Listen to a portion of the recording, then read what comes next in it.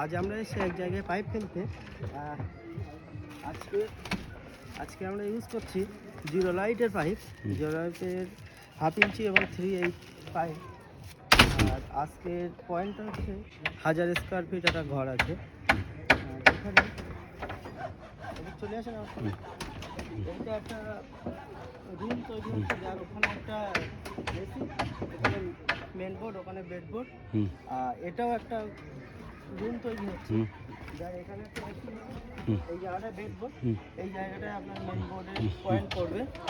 আর এইদিকে একটা ব্যালকনি টাইপের আছে, সারফেস লাইট করবে 2-3টে।